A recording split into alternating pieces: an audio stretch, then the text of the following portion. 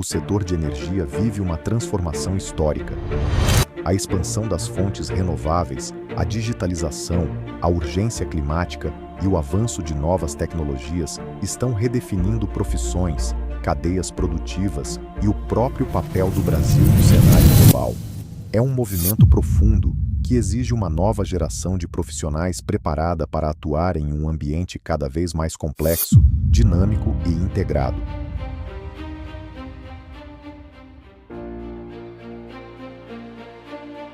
Mas esse futuro passa por um desafio real de atrair e desenvolver novos talentos para liderar essa transformação.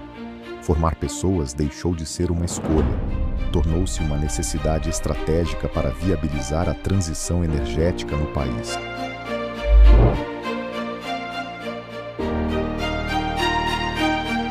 Depois de 5 anos capacitando jovens para o mercado de energia, mais de 1.000 jovens passaram pelos programas de formação da Energici. E agora a gente resolveu contar a história de alguns desses jovens que se capacitaram e estão no mercado de energia para que você possa se motivar a também entrar no mercado tão promissor que é esse setor. A transição energética, ela depende também da transição geracional, onde novos jovens conheçam e aprendam com esses jovens que estão agora no mercado e que possam ter acesso a mais conhecimento. Então confira algumas histórias e faça você também parte desse setor. A minha trajetória no setor de energia é uma trajetória de desobediência. A verdade é que a minha família é do setor de energia porque meu avô, ele era eletricista, hoje no que a gente conhece como Neoenergia Pernambuco, mas a antiga CELP. Apesar desse histórico na família, de um eletricista tão próximo de mim como meu avô, eu sempre disse que com energia eu não queria me meter. Durante meu ensino médio, a minha mãe entendeu que era interessante eu fazer um curso técnico e me colocou no curso de eletrotécnica. De cara, eu já odiei. Falava que não ia trabalhar com isso, que não gostava de energia, que achava chato, especialmente a parte técnica. No fim das contas, quando fui para a faculdade de Direito, fui confrontada por uma das minhas maiores paixões, que é a regulação. E aí comecei a procurar estágio nessa área e encontrei meu primeiro estágio numa startup de energia e foi aí que a minha trajetória pessoal começou. Eu costumo dizer que o meu coração já era de energia, eu que não assumia, porque a gente costuma ser resistente com as nossas paixões, mas quando eu efetivamente entrei no setor, senti que já estava lá esse tempo todo. Eu sempre estudei o setor de infraestrutura no geral. Então, na verdade, antes de chegar em energia, eu comecei em saneamento. Só que no final desse processo de envolvimento com saneamento, assim, da graduação e curso técnico, enfim, eu tive uma experiência muito interessante que foi com saneamento aplicado à energia, ou vice-versa. Então, eu trabalhava em pesquisas científicas voltado para uns processos avançados de tratamento de efluente com energia solar. E aí foi os primeiros passos que eu fui dando para chegar, de fato, na parte de política energética, que é onde propriamente eu trabalho, né? O primeiro passo, assim, que eu dei dentro do setor de energia foi no campo de relações institucionais e no campo também de regulação de energia. Só que isso aconteceu muito por conta de algumas outras habilidades que vêm para além dessa perspectiva do técnico, né? Da infraestrutura, dessa coisa mais cartesiana e quadrada. Eu sou ator de teatro também, eu faço teatro há muito tempo, então foi dentro da energia que eu consegui entender que essas habilidades comunicacionais, junto com esse fator de relacionamento, fazendo essa interseção com o campo da estrutura, da infraestrutura, fazia muito sentido e isso era muito bem visto também dentro do setor. Foi aí que eu comecei entrei numa startup que trabalha com geração distribuída no início da minha carreira e justamente nesse campo de relações institucionais e regulação. O setor de energia, eu comecei nesse setor, eu acho que um pouquinho ali na faculdade, eu sou formada em biotecnologia, que é uma graduação muito ampla, mas eu tive um pequeno contato um pouco com biocombustíveis. No meu primeiro trabalho foi o momento que eu comecei a entender um pouco mais sobre a geração de energia através da biomassa, e foi quando eu comecei a querer migrar um pouco, talvez, para esse setor. Trabalhava como laboratorista, mas queria começar a trabalhar um pouco mais com energia. E daí, na sequência, a gente começa a estudar, ver qual área de energia eu gostaria de atuar, e eu comecei a ir para essa parte de mestrado na área de energia renovável, mais de biogás e biometano. Então, comecei um pouco minha jornada no mestrado, atuando dentro da frente de hidrogênio, produção de hidrogênio, mas utilizando como substrato a biomassa e produção de biogás. Eu sou internacionalista e gestor público de formação e a minha carreira começou na consultoria, então trabalhando em projetos para diversos setores, desde indústria farmacêutica, papel e celulose, até setores governamentais. Depois da consultoria, eu senti a necessidade de me especializar mais num setor em específico, e aí surgiu a oportunidade do mercado de energia e que me atraiu muito por ter uma interlocução muito forte com a minha formação acadêmica em relações internacionais, com todos os aspectos da geopolítica da energia e também na gestão pública com todos os aspectos regulatórios, né? Então a gente, no setor de energia, nós temos um mercado altamente regulado e nesse sentido os conhecimentos em gestão pública são fundamentais. Eu acredito que eu não tenho um lugar específico em que eu gostaria de chegar, até porque, como eu gosto muito de ficar experimentando coisas diferentes, eu sinto que toda vez que eu chego em um lugar, eu acabo vendo que tem um mundo inteiro novo que eu gostaria muito de experimentar, de testar, de aprender e vivenciar. Então, não imagino um lugar, certo? O que eu imagino é que eu queira estar em ambientes em que eu esteja próximo de tomadas de decisão que possam influenciar o próprio setor de energia e a própria sociedade, mas também que tenha espaço para aprender muito, para entender não só de pontos específicos do setor, mas como é que o setor como um todo interage e chega no dia a dia das pessoas. Mas também um ambiente que não seja somente isso, mas que tenha pessoas que gostem de aprender, que gostem de trocar ideias e também um lugar que me permita não só avançar profissionalmente, mas que também seja alavanca para outras ambições que eu tenho na minha própria vida. Se vocês tivessem me feito essa pergunta, acho que há uns 2 meses atrás, eu ia dizer com muita convicção que era entrar no Operador Nacional do Sistema Elétrico. E eu posso dizer para vocês que hoje eu estou realizando esse sonho. E logo após os Jovens de Energia, foi a concretização, foi praticamente o laço, o presente do encerramento dos Jovens. Então, durante o processo dos Jovens de Energia e o meu processo seletivo dentro do ONS, eles ocorreram paralelamente e no final foi tanto a concretização do desafio, né, dos jovens, como a concretização desse sonho. E o que eu posso dizer é que eu almejo realmente me consolidar lá dentro do operador, chegar a um patamar de senioridade e realmente contribuir ainda mais para a operação do sistema elétrico. Eu quero chegar num lugar de liderança, quero alcançar um espaço onde eu possa trabalhar com mudanças climáticas, com sustentabilidade, com o meio ambiente. Essas pautas e agendas me deixam muito animado em trabalhar isso diretamente com o setor de energia.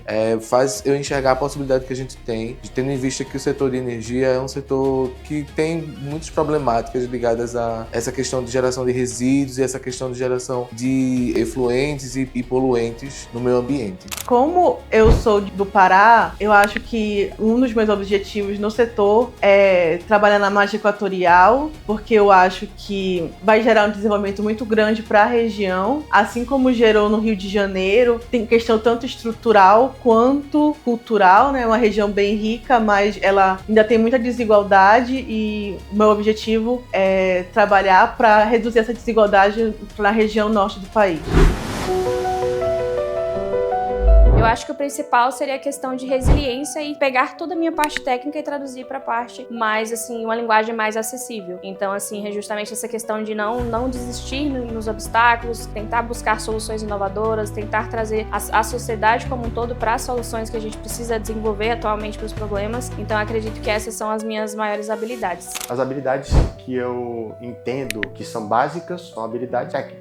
Hard skill, na minha opinião, ela é básica hoje para um engenheiro. Espera-se de um engenheiro eletricista, que sou, que ele seja técnico, que ele entenda sobre tensão, corrente, potência, fator de potência, grandezas elétricas, sobre um quadro de energia, sobre o funcionamento de um equipamento, enfim. Agora, o que diferencia um engenheiro de um gestor, né, um técnico de um gestor, de um dono de empresa, é a capacidade de se comunicar. Então, a habilidade de comunicação, ela é o que inicia a você começar a se diferenciar, você conseguir se comunicar bem, gerenciar, liderar um grupo. Agora, uma habilidade minha, que eu entendo que me diferencia, me torna uma pessoa diferente, é um dos porquês que eu estou aqui, é a minha capacidade de conectar pessoas, de me conectar com pessoas, de conectar pessoas entre si. Eu gosto de participar de muitas comunidades, eu entendo que o networking é genuíno, não por interesse, mas porque eu gosto, porque eu quero ajudar aquela pessoa, porque participar de um grupo eu me sinto pertencido, me faz lembrar de um amigo que tem um problema e de um amigo que resolve aquele problema e eu conectados. Então essa minha habilidade de conectar pessoas, de me conectar a pessoas, é uma habilidade bastante que eu sempre me desenvolvi.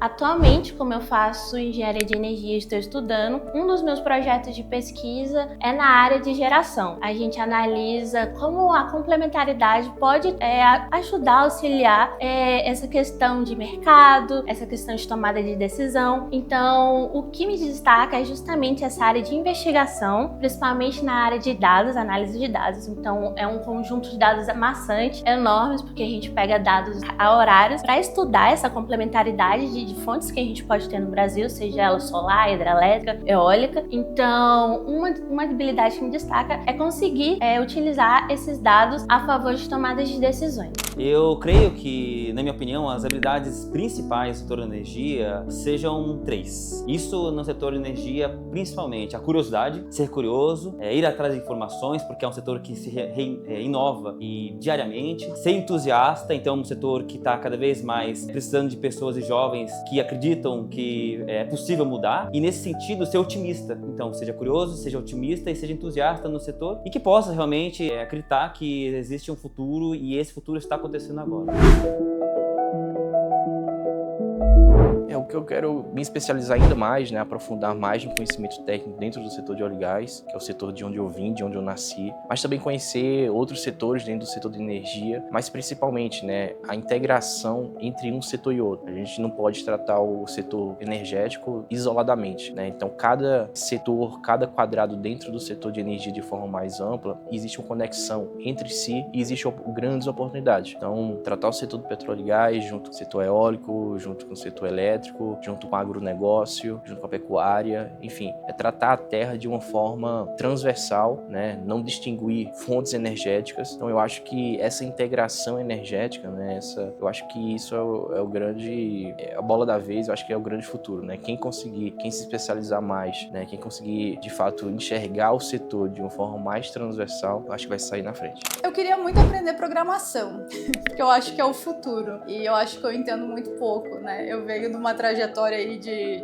uma geóloga, então eu gosto de brincar que a gente, vive literalmente na idade da pedra, porque a gente estuda as rochas, E eu acho que o mundo é isso, é informação, é programação, é IA, é dados, É saber trabalhar com isso tudo. E eu acho que é uma ferramenta que ajuda. E então eu gostaria de desenvolver mais esse meu lado voltado para a programação, que eu ainda não consegui um tempo adequado para me aprofundar, mas quero me aprofundar. Cada vez mais as habilidades técnicas. Eu acredito que as fronteiras no setor de energia, elas chegam para nós quebrarmos paradigmas, E os avanços regulatórios, principalmente na nossa área, dependem dessas quebras de paradigma. Então, com isso, a gente precisa se dedicar mais, estudar mais, ter mais habilidades técnicas para se desenvolver e poder cada vez mais ampliar o nosso espaço no setor de energia.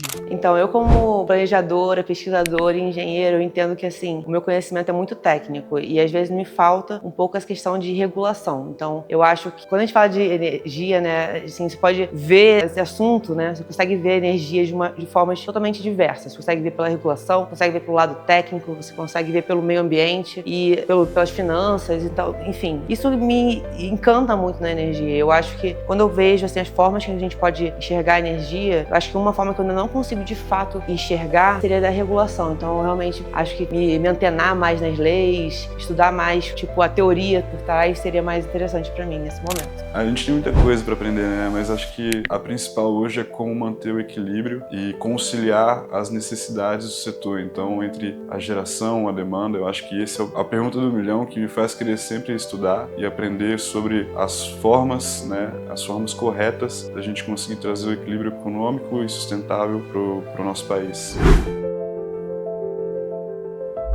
E falando sobre as perspectivas para o futuro do Brasil, eu vejo que futuramente não vai ter outra saída do que a gente colocar o sistema na palma da mão da população brasileira. Existem outros países que a pessoa consegue ver, abrindo o celular, qual horário é mais barato, qual horário é mais viável ela consumir a energia em sua casa, em sua residência. Então eu acredito que o Brasil tem que caminhar para isso. Toda a população brasileira ter a capacidade de saber qual horário é melhor eu utilizar energia. Isso vai ser bom tanto para o sistema interligado nacional, como também para a população, que ela vai poder controlar a sua conta de energia. Não vai ficar exclusivamente apenas de uma tarifa única. Então eu acredito que se a população brasileira conseguir fazer isso, vai ser de grande valor para o setor elétrico. Agora, o setor elétrico brasileiro, ele está começando a olhar principalmente para essa área de transição energética. Então a gente pensa numa tarifa social, a gente pensa numa igualdade, a gente pensa em acesso e viabilizar essa oportunidade para que mais pessoas consigam ter esse acesso básico hoje, que é a nossa energia elétrica. Como eu já mencionei, o Brasil já guarda sua relevância em razão da sua matriz renovável quando comparado às demais potências globais. Eu acho que o Brasil tem que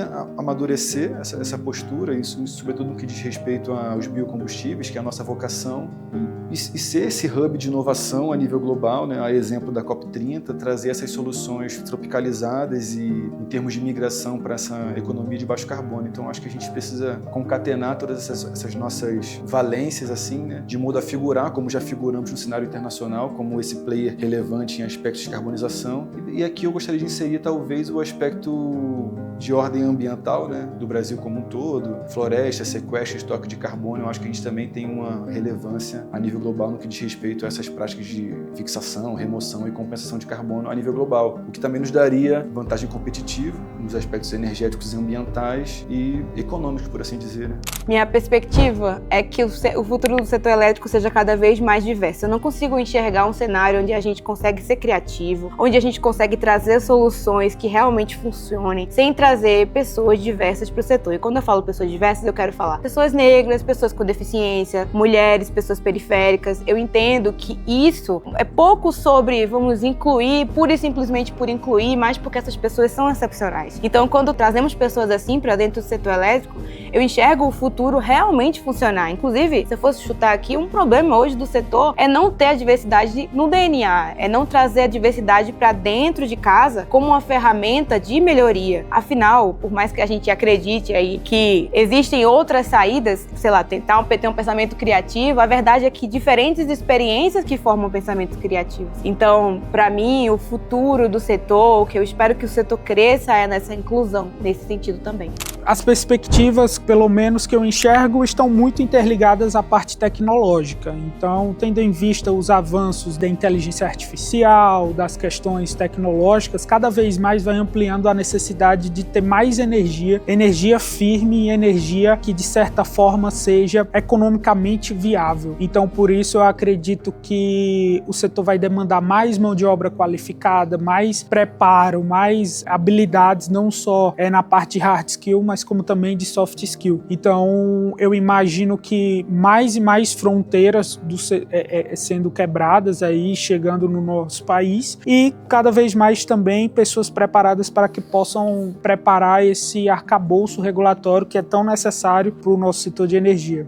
É interessante que o setor de energia ele vai deixar de ser apenas um vetor para se transformar num tomador de decisão. O que isso significa? Que o setor energético brasileiro e o setor energético mundial, ele passa por uma transformação que o consumidor ele não vai ser só mais um pagador de conta, ele vai ser também um prosumidor. Ou seja, você que tem o seu carro elétrico, você vai poder injetar energia. Você que tem seu painel solar, você já está injetando energia. Então, cada vez mais, o consumidor ele vai também ter seu espaço de tomada de decisão. E isso também vem mudando numa questão política. Existe uma pesquisa que foi realizada com jovens do mundo inteiro, mais de 40 mil jovens, onde mais de 80% desses jovens, eles acreditam que o voto deles vai ser influenciado pelos políticos que vão ou não olhar mudanças climáticas e transição energética como grandes agendas. Então eu acredito que de 2030 para frente, a transição energética, as mudanças climáticas, elas vão pautar não só a sociedade, mas o seu voto e também a sua vida pessoal. Como você vai consumir energia, não vai ser só uma conta que chega na sua casa, mas como você coloca isso dentro da rede, como que você interage isso dentro de aplicativos. Então, provavelmente, quando você for comprar um plano de telefonia celular, vai ser oferecido energia também junto.